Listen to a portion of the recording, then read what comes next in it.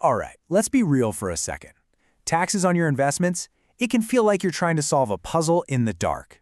You put your money in, you watch it grow, but the big question is, how much of that do you actually get to keep? Look, it sounds complicated, but I promise you it doesn't have to be.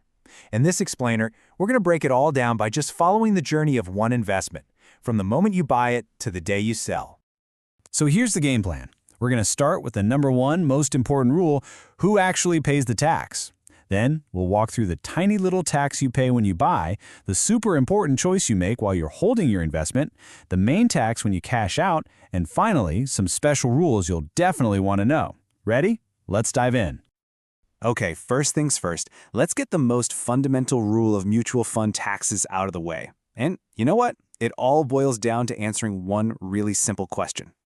Think about it. When a fund makes money from dividends or interest or by selling stocks for a profit, does the fund itself have to pay taxes on that income? What do you think? The answer is a big, clear no. The mutual fund, as an entity, pays zero tax on the income it makes. But, and this is a big but, that doesn't mean the tax just vanishes into thin air. Right. Here's the catch. The fund doesn't pay because that tax bill, that gets passed directly on to you, the investor. This is probably the single most important idea to get your head around, and it's all because of how mutual funds are structured. So how does that work? Well, legally, a mutual fund is what's called a pass-through vehicle. It's basically set up as a trust, and there's a specific rule in the Income Tax Act that makes all its income tax exempt at the fund level. So all those profits, and of course the taxes that go with them, they just flow right through the fund, directly to the unit holders. That's us, and that's exactly why you need to know these rules inside and out. Okay, so we've established the taxes on us. Let's follow the journey of our money, right from the very beginning, from the exact moment you hit that buy button. You know, every single time you invest in a mutual fund, doesn't matter if it's a big lump sum or a small SIP, a teeny tiny tax called stamp duty gets applied. It's just 0.005%. It's so small you'd barely notice it. It's deducted before you even get your units. Think of it like a tiny toll you pay to get onto the big investment highway. Okay, so your money's in the market. Now, while that money is just sitting there, hopefully growing, the biggest tax question actually comes from a choice you made way back at the start. Did you go for the growth option or the dividend option? This choice makes a huge difference. Think of it like this. You own a fruit tree. The dividend option, or IDCW as it's now called, is like picking the fruit every year. You get some cash in hand, which is great, but you've got to pay tax on that cash as part of your income right away. But the growth option, that's like leaving the fruit on the tree. It helps the whole tree grow bigger and stronger. You don't see any cash now, but you only pay tax way down the line when you decide to sell the entire tree. It lets your money compound without that yearly tax hit. And you know, speaking of dividends, you absolutely have to know about this. There was a massive change back in 2020 that totally flipped the script on how they're taxed. See, before 2020, it was super simple. The fund paid something called a dividend distribution tax before sending you the money. So the dividend that hit your bank account was totally tax-free for you. Easy. Well, that's all gone now. Today, the dividend is added to your total income, and now you get taxed based on whatever your personal income tax slab is.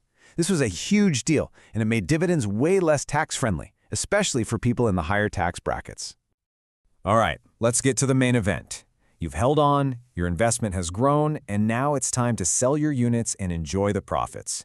This is where the big one comes in: capital gains tax.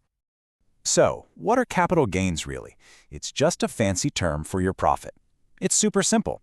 Take the price you sold for, subtract the price you paid, and that difference, that's your capital gain. And that's the amount that gets taxed. Now, figuring out the tax on that profit is actually pretty easy. You just have to ask yourself 3 questions, almost like a little checklist. 1, what kind of fund is it? 2, how long did I own it? And 3, based on that, what's my tax rate? Let's walk through it. And this table here is going to answer the first 2 questions for us. It's all about whether your fund is an equity fund or not. For equity funds, the magic number is 1 year, 12 months. Hold it for longer than that, and your profit is considered long-term, which is good news for your tax rate.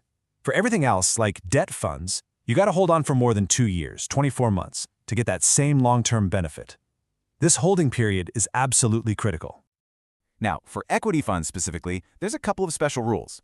There's a grandfathering thing for gains made before early 2018, But here's the real kicker, the one you absolutely need to remember. Every single financial year, the first 1 lakh rupees of your long-term capital gains from equity funds are completely tax-free. That is a powerful perk for anyone investing for the long haul. And hey, remember that tiny stamp duty we talked about when you buy? Well, there's a cousin to that when you sell. It's called Securities Transacts Tax, or STT. It's another tiny tax, just 0.001%, and it only applies when you sell units from an equity fund. You won't see this on a debt fund. Okay, we're in the home stretch. Let's talk about a special type of fund that's actually designed from the ground up to help you save on tax. This is where you can get really proactive. I'm sure you've heard the term ELSS thrown around, right? Equity-linked savings schemes. These are mutual funds with a superpower. They're designed specifically for tax saving under the famous Section 80C. So here's the lowdown on ELSS. You can invest up to 1.5 lakhs and deduct that entire amount from your taxable income. But, and this is a huge but, this only works if you're sticking with the old tax regime. If you've switched to the new one, this benefit is off the table. The trade-off is your money's locked in for 3 years, and when you do sell, the profits are taxed just like any other equity fund. You know, this quote just says it all, doesn't it?